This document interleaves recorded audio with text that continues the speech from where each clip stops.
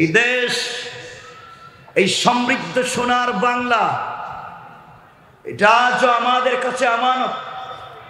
আমি খুব সংক্ষেপ করে কথাগুলো বলছি, মনে রাখবেন। যারা বিভিন্নভাবে বিভিন্ন কৌশলে এই জমিন থেকে আল্লাহর দ্বীনকে মুছে দেবার ষড়যন্ত্র করে, মনে রাখবেন, হামলা মামলা জেল জুলুম দিয়েও এই দেশের এই জনপদ থেকে দ্বীনকে, ইসলামী আন্দোলনের কর্মীদেরকে মুছে দেওয়া যায় নাই। আজকে যারা গাড়ি বাড়ি মিল ফ্যাক্টরি কোটি টাকার বাড়ি ফেলে দিয়ে জঙ্গলে ঘুমায়, ঘর বাড়ি ছেড়ে পলায়ন করেছে, আজকেও যারা মিথ্যা মামলা হামলা চাঁদাবাজি করে সন্ত্রাসী বদমাইশি করে সাধারণ মানুষের নাবিশ্বাস তুলেছে, তারাও তাদের মতো পলায়ন করতে হবে। ঠিক না বলে? মনে রাখতে হবে, এই দেশকে কোরআন সুন্নাহর ভিত্তিতে, কোরআন সুন্নাহর আলোকে মানুষের কাছে পৌঁছে দিতে হবে। এই মেসেজটুকু যে জমিন আল্লাহ, এই জমিনে শুধুমাত্র কেবলমাত্র হুকুম চলবে আল্লাহ আর তরিকা চলবে রসুলের।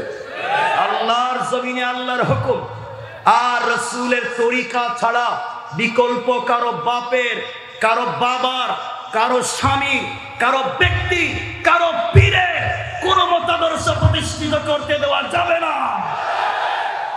আল্লাহর জমিনে প্রতিষ্ঠিত হবে শুধুমাত্র আল্লাহর কোরআন আর রসুলের পাকের মতাদর্শ। ঠিক কিনা বলেন? খুব সংক্ষেপ। এই জন্য আমাদেরকে দ্বীনের জন্য একীভূত হতে হবে। ফিতনা মুক্ত সমাজ বিনির্মাণ করতে আমাদেরকে এগিয়ে আসতে হবে। জওয়ানেরা, তোমাদেরকে বলছি, যুবকেরা শোনো, তোমার আমার ভাই মুআজ আর মুআউবিস রাসূলের পাকের সঙ্গে প্রতিযোগিতা করে শহীদ হয়ে জান্নাতে চলে গেল।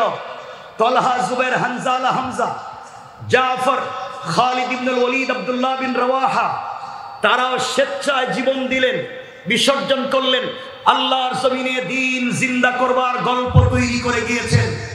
আমরাও আগামী 100 বছর পরে যে প্রজন্ম আসবে, তাদের কাছে একটা গল্প তৈরি করে দিয়ে যেতে চাই যে তোমাদের ভাইয়েরা এই দেশে দ্বীন জিন্দা করবার জন্য জীবন দিয়েছে, ভারতের গোলামি করবার জন্য না। নারায়ে তাকবীর, নারায়ে তাকবীর, আল্লাহু আকবার। আল কোরআনের আলো জিন্দাবাদ, জিন্দাবাদ, জিন্দাবাদ, জিন্দাবাদ।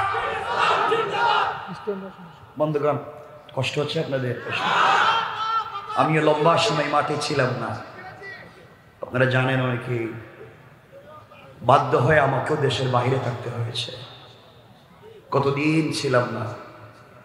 আমি শুধু এতটুকুন বলতে চাই, জওয়ানেরা, তোদেরকে বলছি, এই যুবকেরা তোমাদেরকে আবার বলছি, আমরাই পারবো, আমরাই পারবো। মনে রাখবেন যুবক, তোমাদেরকে বলছি, পড়ালেখায় মন দাও। শিক্ষাই একটা জাতিকে, শিক্ষাই একজন ব্যক্তিকে তার কল্পনার চাইতেও বেশি দূর নিয়ে যেতে পারে। এজন্য আমাদেরকে বেশি করে পড়তে হবে, চর্চা করতে হবে, কোরআনকে থিসিস করতে হবে, কোরআনকে অ্যানালাইজ করতে হবে।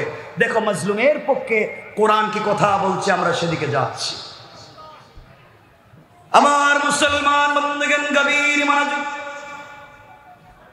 জমিনে যখন জুলুম ছড়িয়ে পড়ে, জালেমদের আনা গুনাহ যখন জমিনে বেড়ে যায়, আল্লাহ রাব্বুল ইজ্জত ওয়াল জালাল কোরআনে কারীমে তার বন্ধু হাবিবুল্লাহ রাসূল পাক সাল্লাল্লাহু আলাইহি ওয়াসাল্লামকে কি মেসেজ দিলেন, কি ইনফরমেশন, বার্তা দিলেন আমাদেরকে বোঝাবার জন্য।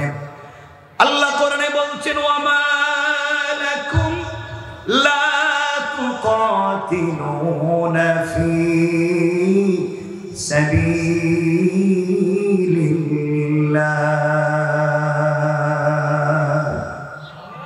আল্লাহ রাব্বুল ইজ্জত ওয়াল জালাল বলছেন, মুসলমানেরা, তোমাদের কি হয়েছে? আল্লাহ বলেন, তোমাদের কি হয়েছে? তোমরা কেন যুদ্ধ করো না? তোমরা কেন কিতাল করো না? তোমরা কেন প্রতিবাদ করো না? তোমরা কেন প্রতিরোধ গড়ে তুলো না? তোমরা কেন ঐক্যবদ্ধ হও না? ওই সমস্ত মানুষের পক্ষে যারা বলে والمستضعفين من الرجال والنساء والولدان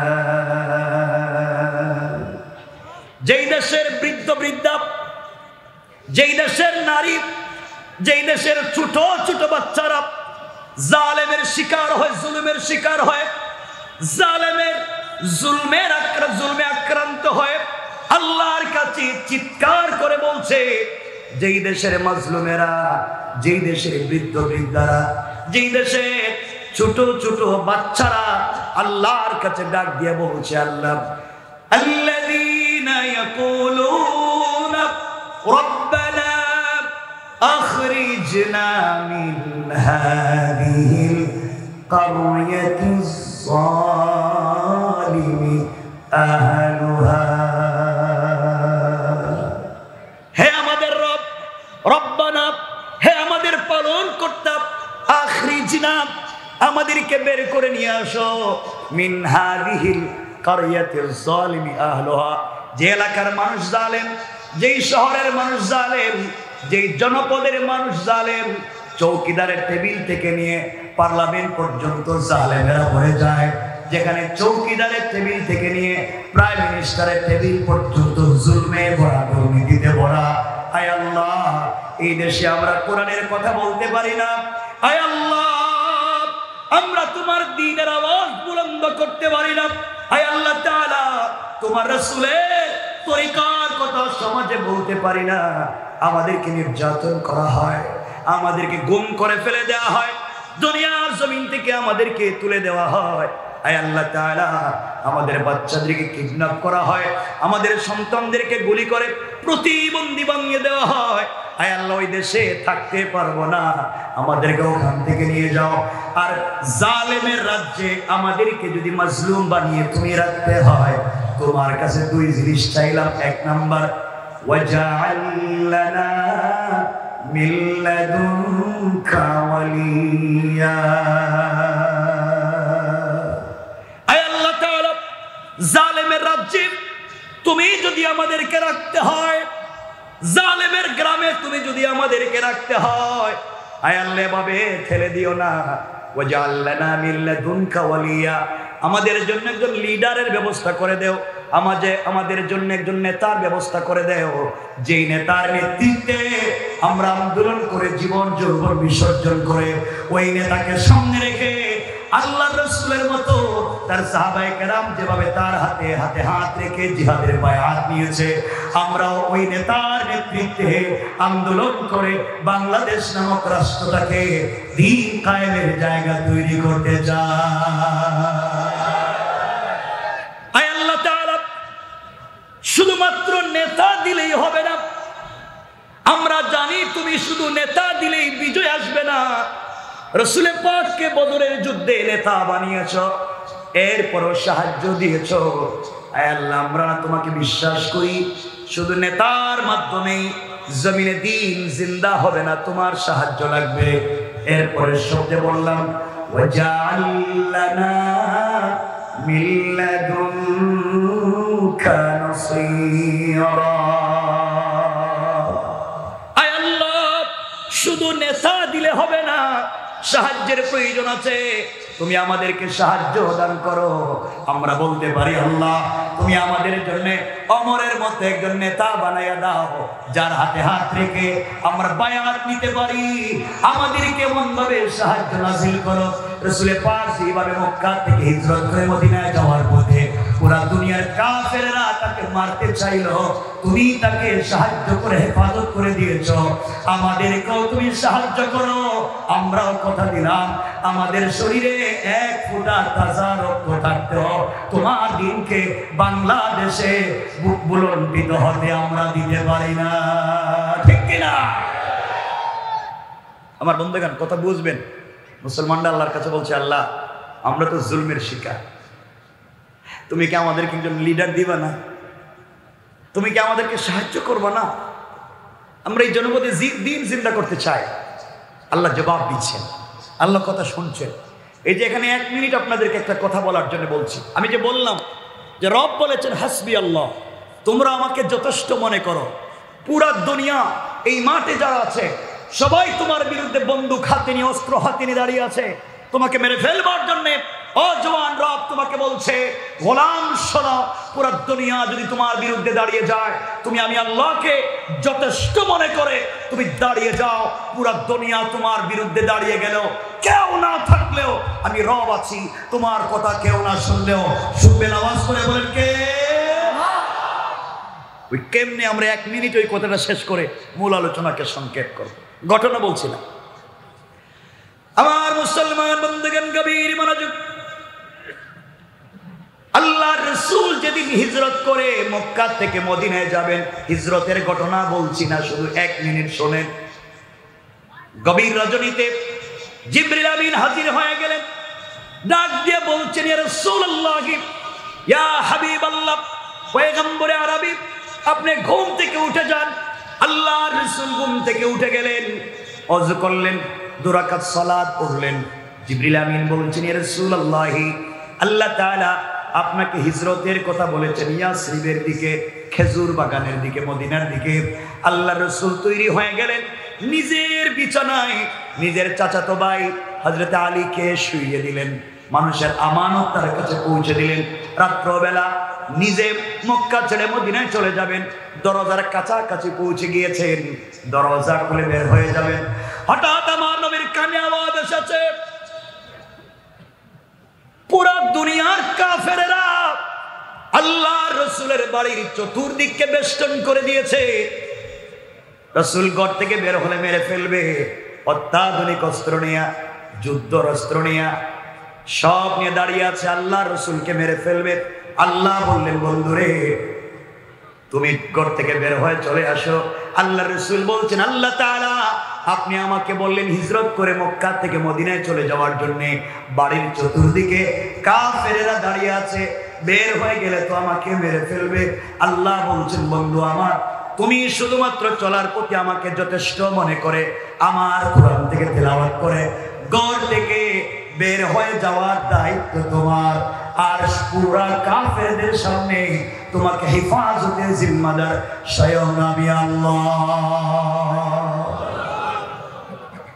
আল্লাহ রাসূল দরজায় পৌঁছে গেলেন, দরজায় হাত দিয়েছেন, দরওয়াজা খুলবেন। এমন সময় আল্লাহকে ডাক দিয়ে বলছেন, আল্লাহ আমি জানি আপনি আমাকে বাঁচাবেন, এতে কোনো সন্দেহ নাই, আপনি আমাকে হেফাজত করবেন, এতে সন্দেহ নাই। ওয়ালাকিন লিয়াতমাইন্না কলবি, কিন্তু অন্তরে প্রশান্তি পাই না।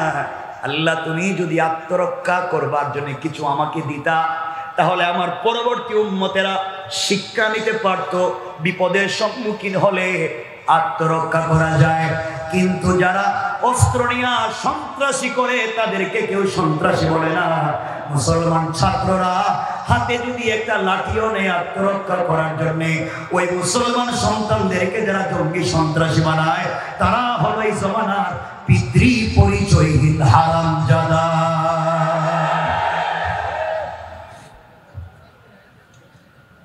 আমার মুসলমান বন্ধুগণ, কথাগুলো দিল দিয়া শোনেন। আল্লাহ বলছেন, বন্ধুরে কথা দিয়েছি তোমাকে হেফাজত করব গোটা দুনিয়ার সামনে, এরপরে তুমি আমাকে বলছো আত্মরক্ষার ব্যবস্থা করে দিতে। বন্ধু, হাতের মধ্যে কিছু কঙ্কর নিতে পারো, হাতের মধ্যে কিছু বালি নিতে পারো, হাতের মধ্যে কিছু পাথর নিতে পারো, আমাকে যথেষ্ট মনে করে কোরআন থেকে এখানে একটা ফু দিয়া সামনের দিকে নিক্ষেপ করতে পারো, কেউ তোমাকে দেখবে না। আল্লাহ রাসূল মুস্কি হেসে বলছেন, আল্লাহ তাআলা আমাকে আপনি বললেন ওদের হাতে অত্যাধুনিক অস্ত্র, ওরা ট্যাঙ্ক নিয়ে নেমে যায়, আমাদের ছাত্ররা রাস্তায় নামছে খালি হাতে, ওরা ইচ্ছা মতো পাখির মতো গুলি করেছে। মনে রাখবেন এই দিন তো শেষ হয়ে গেল, দুনিয়ায় আছে কিয়ামতের আগ পর্যন্ত জবাবদিহি করতে হবে আল্লাহর আদালতে। আল্লাহর সামনে তোমাদেরকে আসামি বানাই আমরা বিচার দিলাম, কোন ঠিক কিনা? আমার বন্ধুগণ, এক পর্যায়ে আল্লাহ ডাক দিয়ে বলছেন, বন্ধুরে কঙ্কর গুলার দায়িত্ব তোমার, নিক্ষেপ করার হেফাজতের জিম্মাদার আমি। সংক্ষেপ কথা, রাসূল পাক বালি অথবা কঙ্কর অথবা পাথর হাতে নিলেন, দরওয়াজা খুললেন, সামনের দিকে নিক্ষেপ করলেন। ডাইনে বামে পিছনে চতুর্দিকে কাফের।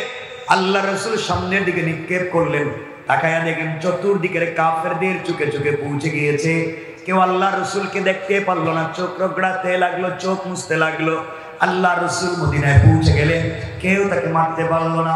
একদিন সুযোগ বুঝে আল্লাহ বলছেন, বন্ধুরে ওই দিন তুমি কেমনে মক্কা থেকে মদিনায় গিয়েছো, গোটা দুনিয়ার কাফেরেরা তোমার ঘরকে বেষ্টন করেছিল তোমাকে মেরে ফেলবার জন্য, কিন্তু সবার চোখের সামনে চলে গেলাম, কেউ তোমাকে দেখলো না।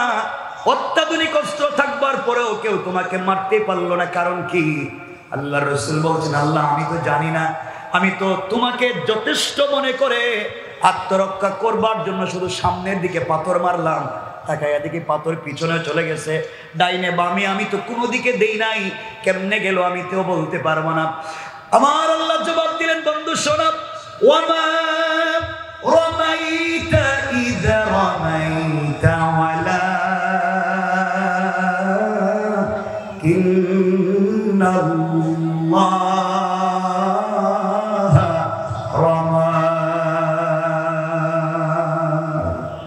আল্লাহ বলছেন, বন্ধুরে তুমি যখন আমার উপরে ভরসা করে সামনের দিকে পাথরগুলো নিক্ষেপ করেছিলা, ওটা তোমার হাত থাকে নাই, ওটা আমি আল্লাহর কুদরতের হাত হয়ে গিয়েছে, আর আমার হাত দিয়া সকল কাফেরদের চোখে চোখে পৌঁছে দিয়েছি। আল্লাহু আকবার। আল্লাহ পাক বলছেন, তোমরা আমার উপরে ভরসা করো। আমরা ভরসা করব কার উপরে? আওয়াজ করে বলেন, কার উপরে? একথা যদি বিশ্বাস থাকে, যুবকেরা খুব বেশি কথা বলছি না, একথা যদি বিশ্বাস থাকে তাহলে তোমাদেরকে বলছি, যারা এই দেশকে আবার অস্থিতিশীল করতে চায়, যারা বাংলাদেশের মানুষকে ভারতে চিকিৎসা দিতে বলছে, আমরা দিতে পারবো না, আমরা চিকিৎসা দিতে পারবো না, আমরা তাদেরকে আমাদের দেশে আসতে দিব না, বাংলাদেশের কনসুলেটকে জ্বালিয়ে দিবে, আঘাত করবে। আমরা মনে করছি মুসলমানেরা, শোনো, আমরা গরুর প্রস্রাব খাই না, আমরা দুধ পান করে বড় হয়েছি, আমরা সমৃদ্ধশালী জাতি। আমাদের বিরুদ্ধে যদি কেউ দাঁড়িয়ে যায়, তাদের অস্তিত্ব এই সমাজে থাকবে না, থাকবে না, থাকবে না। ঠিক কিনা বলে?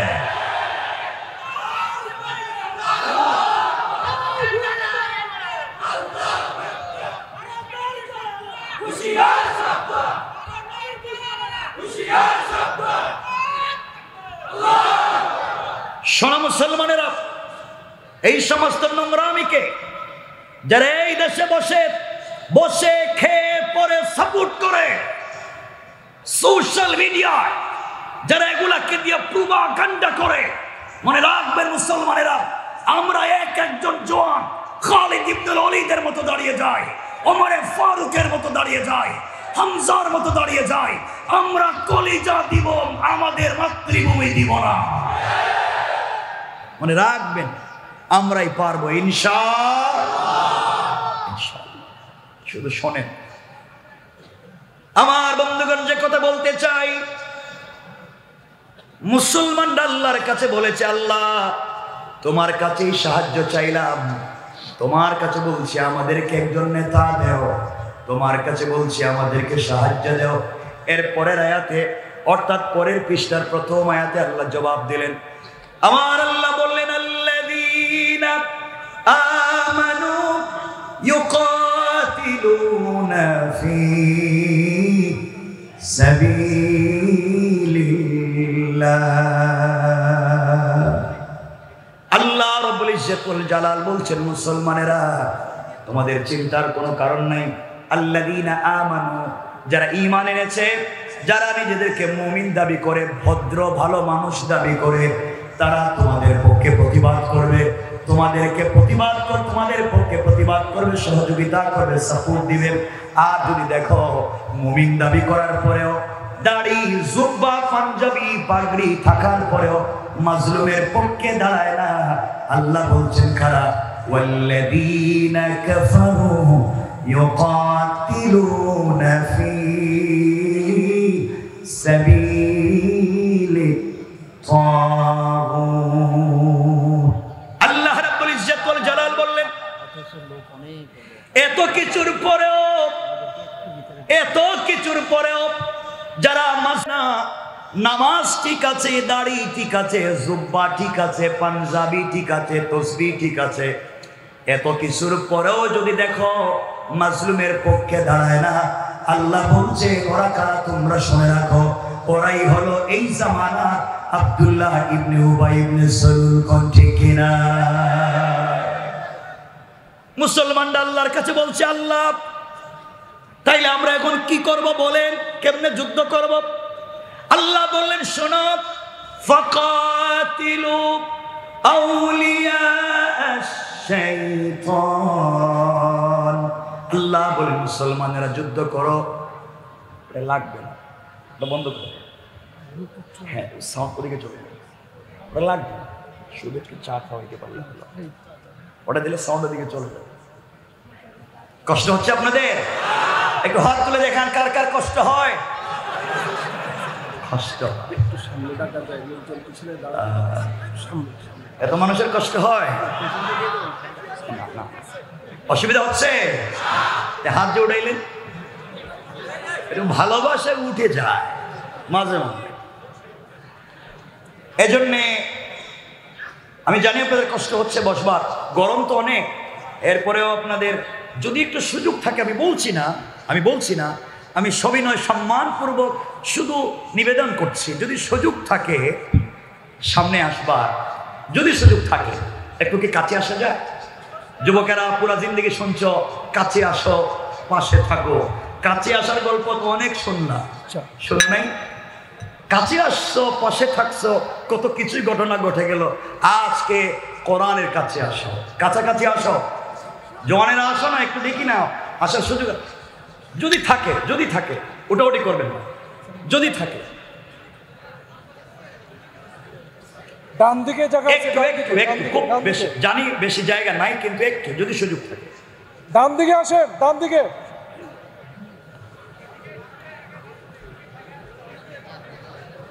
একটু কথা বলা যাবে না, কিন্তু কথা বললে তো সৌন্দর্য নষ্ট হয়ে যাবে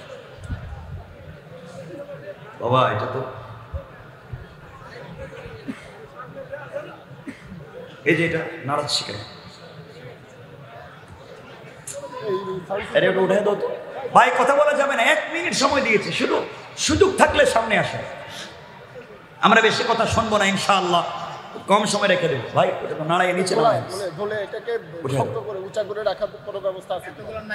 এই যে না, এই যে একটু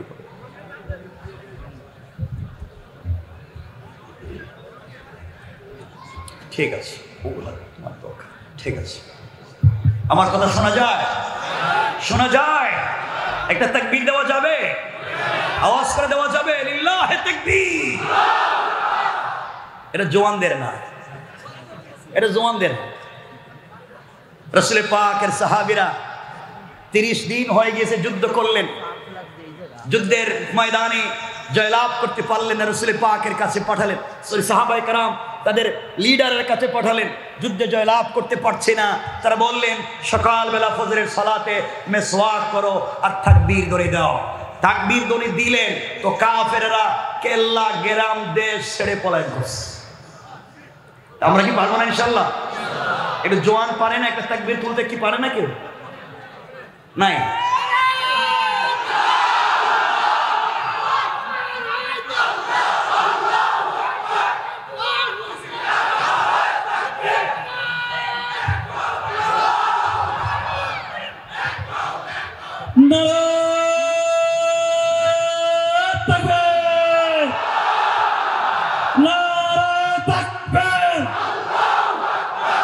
কোরআনের আলো ঘরে ঘরে চালো, আল হাদিসের আলো, কোরআন সুন্নাহর আলো ঘরে ঘরে চালো। নারে তাকবীর, নারে তাকবীর, আল কোরআনের আলো ঘরে ঘরে চালো, আল হাদিসের আলো, কোরআন সুন্নাহর আলো। নারে তাকবীর। কষ্ট হয়, আমরা পৃথিবীতে বেশি দিন থাকব না, সকলকেই চলে যেতে হবে। রবের কাছাকাছি আমাদেরকে দাঁড়াতে হবে। রব যদি আমাদেরকে জিজ্ঞাসা করে, তোমাকে হায়াত দিয়েছিলাম, তোমাকে চমৎকার একটা সোসাইটি দিয়েছিলাম, তুমি ওখানে দিন জিন্দা করতে পারলে না, দিনের দাওয়াত দিতে পারলে না, তো আমরা কোনো জবাব দিতে পারছি না। আমার বন্ধুগণ, কথাকে সংক্ষেপ করে বলবার জন্য আমরা সামনের দিকে যাই। আল্লাহ পাক রব্বুল ইজ্জত ওয়াল জালাল বলছেন, ফাকাতিলু আউলিয়া আশ-শায়তান। ও মুসলমানেরা, তোমরা এই সমাজের শয়তানদের বিরুদ্ধে যুদ্ধ করো। আল্লাহ বলেন নাই, আল্লাহ বলেন নাই তোমরা ইহুদি বৌদ্ধ খ্রিস্টান কাফেরের বিরুদ্ধে যুদ্ধ করো, ওই আয়াত বলেন নাই।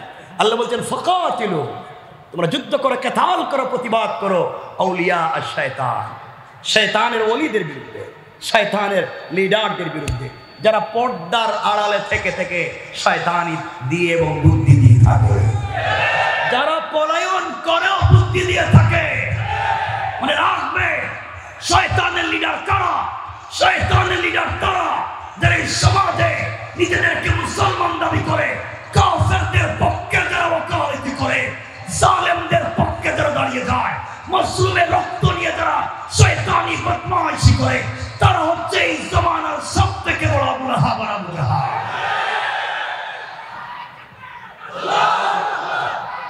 শোনো মুসলমানেরা, শোনো, আল্লাহ বলছেন ফাকাতিলু আউলিয়া শয়তান, শয়তানদের বিরুদ্ধেই কাতাল করো। মুসলমানরা বলছে, আল্লাহ এই বাচ্চাদের পাতি নেতার বিরুদ্ধেই পারি না, হেরাই যে শক্তি, পাতি নেতা, আর আপনি বলছেন ওদের লিডারের বিরুদ্ধে। আল্লাহ বললেন, শোনো, চিন্তা করণের পরের শব্দে আল্লাহ বললেন, ইন্না কাইদাশ শাইতানি কানা দাঈফা। আল্লাহ রাব্বুল ইজ্জত ওয়াল জালাল বললেন, চিন্তা করো না, কাফের বেঈমানেরা দুনিয়ার জমিনে তোমাদেরকে বিপদে ফেলার জন্য তারা যত কৌশল করে, তাদের সকল কৌশল আমি আল্লাহর কাছে মশা মাছির চাইতে আরো বেশি দুর্বল। কোন ঠিক কিনা? তারা কৌশল করেছিল এই জমিন থেকে, এই ভূখণ্ড থেকে আল্লাহ দ্বীনকে মুছে দিবে, ইসলামী আন্দোলনের জাগরণকে স্থিমিত করে দেবে, বসিয়ে দেবে। রব কোরআনে কারিমে বলছেন, তারা বুঝে নেই কৌশল কোন জায়গায় করতে হয় আর কোন জায়গায় তারা করেছে। আমার আল্লাহ কোরআনে বললেন, ওয়া মাকারু ওয়া মাকারাল্লাহ ওয়াল্লাহু খায়রুল মাকিরিন। আল্লাহ বলছে তারা কিসের কৌশল করছে, তারা জানে না আমার মহান রবের কৌশল তাদের চাইতে আরো হাজার হাজার গুণ বড় কুশলী হচ্ছেন কে? আর ওজরে বলেন কে? আল্লাহ। সুতরাং এই জমিনকে সমৃদ্ধ করতে হলে, এই জমিনকে চমৎকার করতে হলে ফেন্সিডিল, ইয়াবা, সুদ, ঘুষ, শয়তানি নাফরমানি সকল সেক্টর থেকে, কোনো একটা টেবিল নয়, চৌকিদারের টেবিল থেকে নিয়ে প্রাইম মিনিস্টার, প্রেসিডেন্টের টেবিল পর্যন্ত সকল দুর্নীতিমুক্ত একটা সমাজ এবং রাষ্ট্র ব্যবস্থাই যদি গড়ে তুলতে হয়, লাগবে একমাত্র কেবলমাত্র আল কোরআন। কি লাগবে?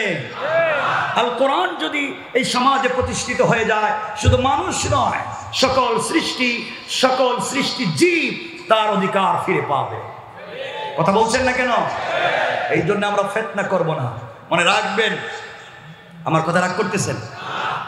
শুধুমাত্র নামাজ পড়লাম, শুধুমাত্র কালিমা পড়লাম, এই পরিচয় দিয়ে আপনি আমি জান্নাতে যেতে পারবো না। কালিমা পড়লাম, এই পরিচয় দিয়ে জান্নাতে যেতে পারবো না। কতগুলো বুঝবেন? যারা ইউনিভার্সিটিতে পড়ছেন অথবা যারা ইউনিভার্সিটিতে পড়েছেন, আপনারা জানেন ইসলামিক স্টাডিজ একটা বিভাগ আছে না?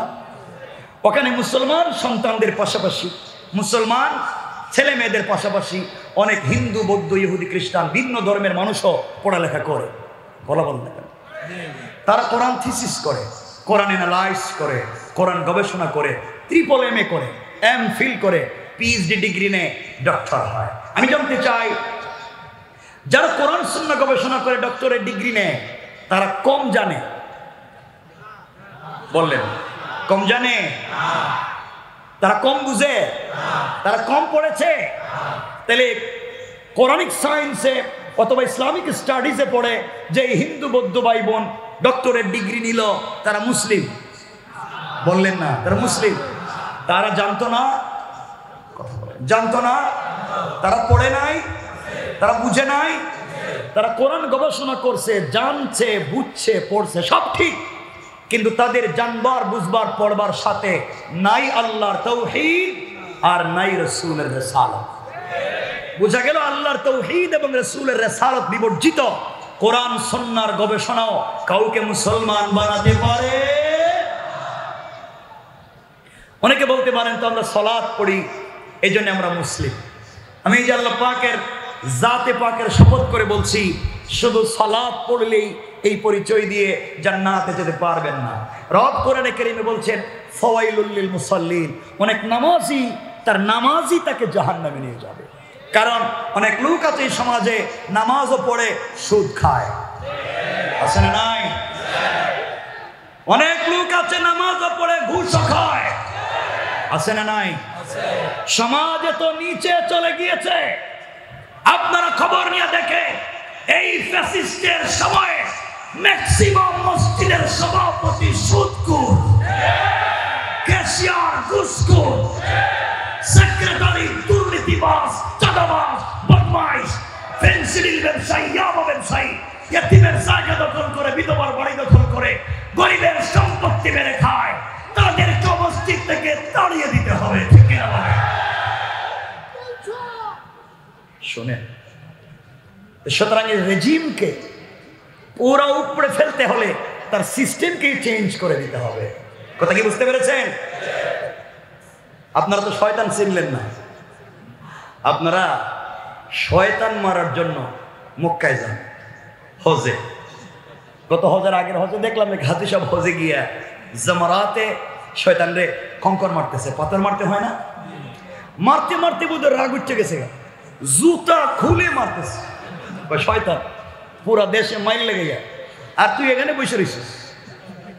আমি আপনাদের কাছে জানতে চাই, যে শয়তানকে 10 লাখ খরচ করে জুতা মারতে গেলেন মক্কায়, এই শয়তান বাংলাদেশে দুর্নীতি করছে? কথা বলে আইছিল এখানে? যে শয়তানরে জুতা মারছেন, এই শয়তান চাঁদাবাজি বাংলাদেশে করছে? কারো মেরে নিয়ে পার্কে গেছে, বিচার করতে কারো কাছে টাকা খাইছে, হুজুরদের উপরে মামলা দিছে? তাইলে যেই শয়তান চাঁদাবাজি করছে মক্কায় না এলাকায়? কথা বলেন। যারা আলেমদেরকে জেল জুলুম দিছে মক্কায় না এলাকায়? যারা সুদ ঘুষের কারবার করেছে মক্কায় না এলাকায়? তাহলে শয়তান মক্কায় না এলাকায়?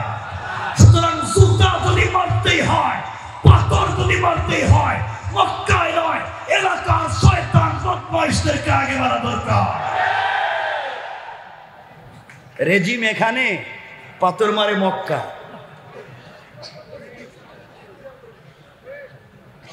কষ্ট পাইলেন? আমার বন্ধুগণ, এই চমৎকার সমাজকে বিনির্মাণ করতে হলে, এই নোংরামির থেকে সমাজকে বাঁচিয়ে নিয়ে আসতে হলে আমাদেরকে লাগবে কোরআন নামক সংবিধান সকল সেক্টরে, সকল জায়গায়। তাহলে সমাজে শান্তি ফিরে আসবে। শান্তি দিবেন কে? ওই কেমনে আমি সংক্ষেপে বলে দিই। আমার মুসলমান বন্ধুগণ, গভীর মনোযোগ। রাসূল পাক সাল্লাল্লাহু আলাইহি ওয়াসাল্লাম ইন্তেকাল করলেন। দুনিয়ার জমিনে যদি দিন কায়েম হয়ে যায়, ইসলামী রাজ কায়েম হয়ে যায়, মানুষ কেমনে শান্তিতে থাকবে একটু তাকাইয়া দেখেন। রাসূলের ইন্তেকালের পরে সিদ্দিক আকবর রাদিয়াল্লাহু তাআলা মদিনার খলিফা, আল্লাহ রাসূল দুনিয়ার জমিনে নাই, রাষ্ট্রের প্রধান খলিফা সিদ্দিক আকবর, এই রাষ্ট্রের প্রধান বিচারপতি চিফ জাস্টিস হযরত ওমর, আর এই রাষ্ট্রের প্রধান পরামর্শদাতা উপদেষ্টা হযরত আলী, হযরত ওসমান। চমৎকার হয়ে দেশ চলতে লাগলো। কথাগুলো শোনেন। হযরত সিদ্দিক আকবর ফজরের সালাত পড়ে মসজিদে বসা, এমন সময়ে হযরত ওসমান চলে এসেছেন। ওসমান এসে ডাক দিয়ে বলছেন, খলিফাতুল মুসলিমিন আমিরুল মুমিনিন সিদ্দিক আকবর, আপনার কাছে আমি একটা কথা জানতে চাই। সিদ্দিক আকবর বলেন তো, মদিনা নামক রাষ্ট্র আল্লাহর রাসূলের পরে আপনি কি দিয়ে চালান? সিদ্দিক আকবর বলছেন, ওসমান রে, আল্লাহর রাসূল ইন্তেকাল করেছেন, আমি তো রাষ্ট্র চালাই কোরআন দিয়া, রাসূলের সুন্নাত দিয়া।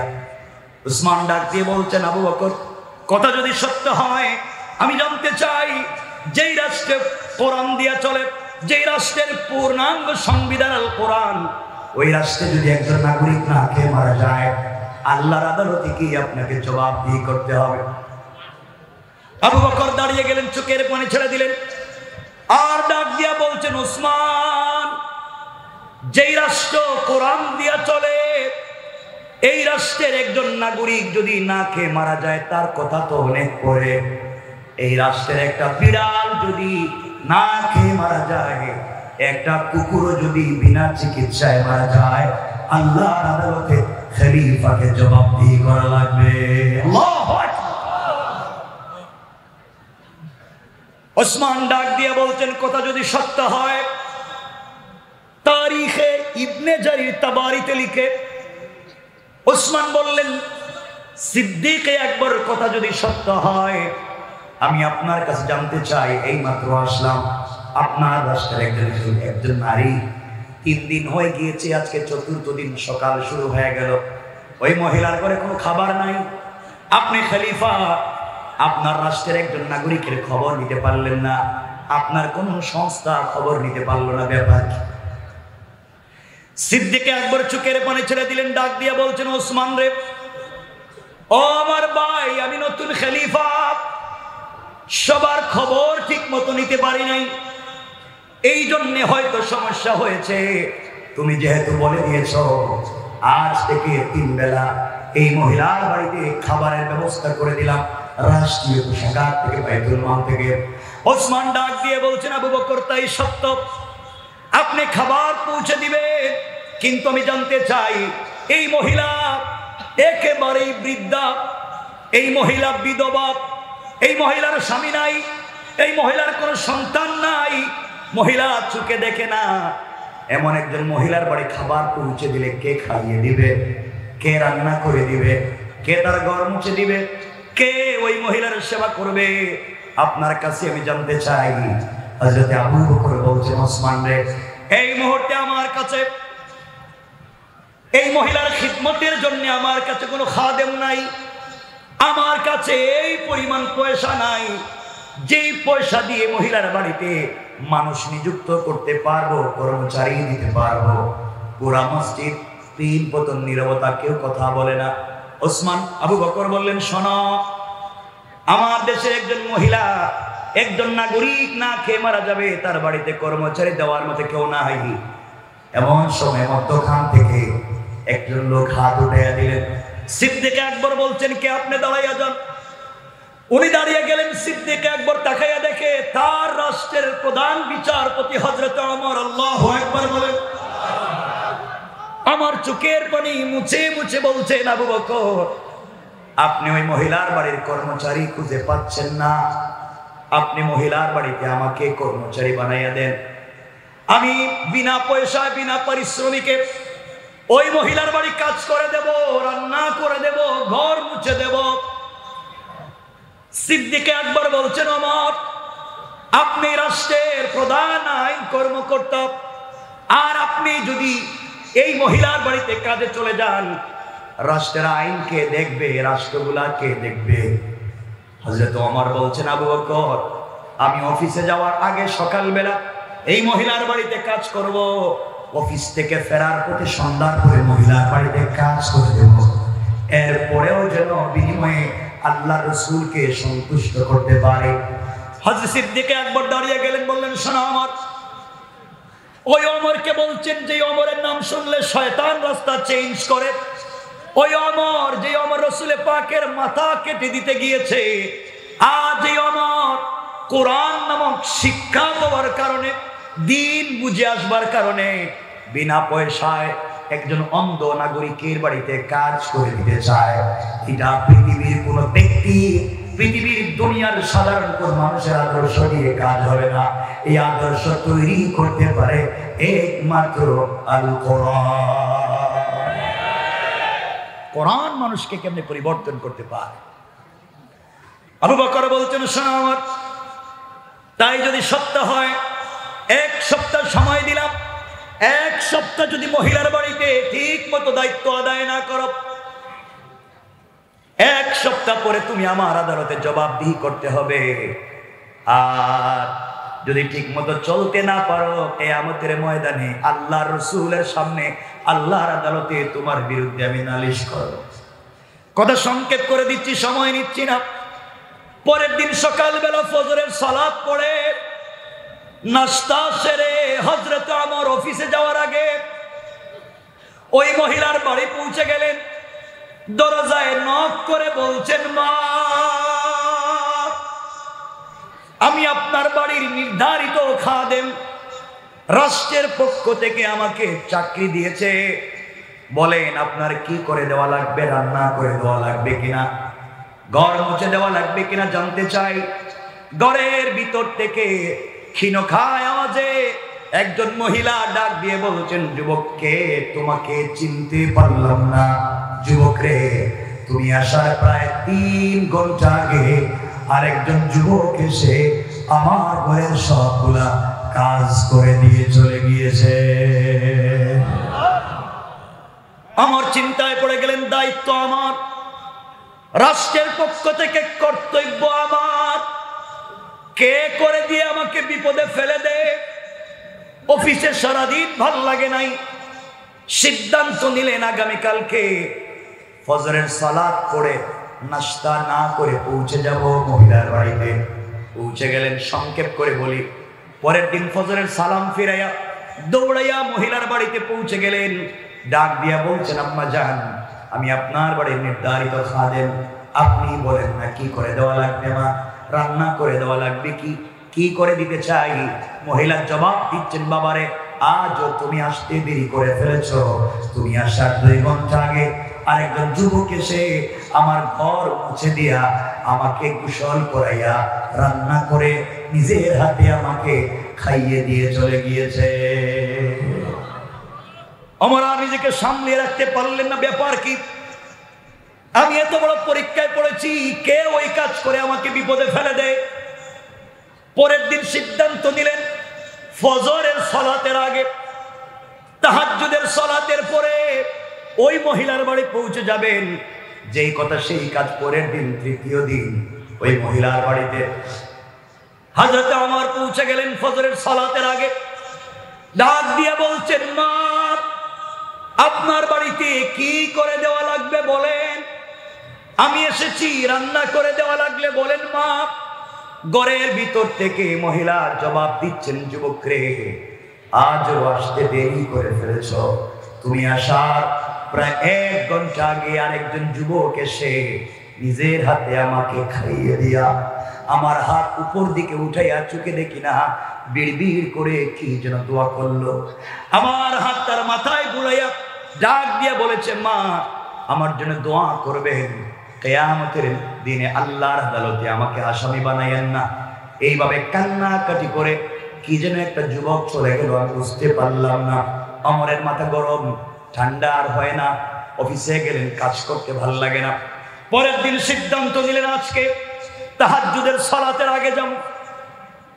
তাহাজ্জুদের সালাতের আগে নাঙ্গা তরবারি হাতে নিয়েছে, কুশমুক্ত তরবারি, যুদ্ধের পোশাক পরেছেন, আর সিদ্ধান্ত নিয়েছেন, আজ আর কোনো কথা শুনতে পারি না, যারাই পাবো তার শরীর থেকে মাথা আলাদা করে দিব। আমাকে বিপদে ফেলে দিয়েছে, এত বড় বিপদগ্রস্ত কি আমাকে করা যায়, কেমনে কাজ করলো কে। সংক্ষেপ কথা, হযরত ওমর তাহাজ্জুদের সালাতের আগে পৌঁছে গেলেন। ওই মহিলার বাড়ির দরজার সামনে গিয়ে দেখে মহিলার ঘরের ভিতরে মিটমিট করে আলো জ্বলে, আর গুনগুন করে একটা জোয়ানের কথা শোনা যায়। হযরত ওমর বললেন, এবার তুমি আমার হাতে ধরা পড়ে গিয়েছো, আর বাঁচবা না। এই বলে তরবারি হাতে নিয়ে অন্ধকারে দাঁড়িয়ে আছে, দেখলেই মেরে ফেলবে। কিছুক্ষণ পরে ওই ঘরের ভিতর থেকে জওয়ানেরা শোনা, কোরআন যদি জমিনে জিন্দা হয়ে যায়, কোরআনের বিধান যদি প্রত্যেকটা সেক্টরে কায়েম হয়ে যায়, দুর্নীতির বিরুদ্ধে আন্দোলন করা লাগবে না, এমনি মানুষগুলোর পরিবর্তন হয়ে যাবে তাদের চরিত্রের। কারণ কোরআন বলেছে চরিত্রের পরিবর্তন করে দেবে। আমার বন্ধুগণ আমার দাঁড়িয়ে আছেন, এমন সময় দেখে একজন যুবক ঘর থেকে বের হইয়া মিটমিট পা দিয়া চলে যায়। আমার চিৎকার করে বলছে, যুবক দাঁড়িয়ে যাও। আমি আমার বলছি দাঁড়িয়ে যাও। এক পাও সামনে নিবা না, এক পা যদি সামনের দিকে আগাও, আমি আমার তোমার শরীর থেকে মাথাটাকে আলাদা করে দেব।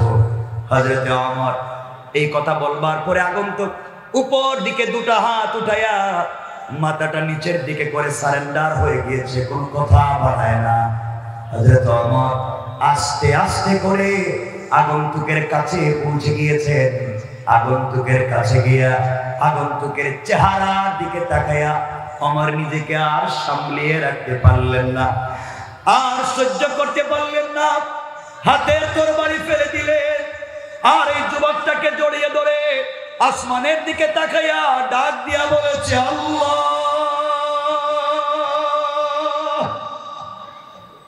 কারে আমি সামনে দেখি, কে সে? ওমর তাকাইয়া দেখে যেই লোকটা সামনে দাঁড়াইয়া চোখের পানি ছেড়ে দিয়া হাত উপর দিকে উঠাইয়া সারেন্ডার হয়ে দাঁড়িয়ে আছে, সে আর কেউ না, তিনি হলেন মদিনার রাষ্ট্রের খলিফা হযরতে আবু বকর। আল্লাহ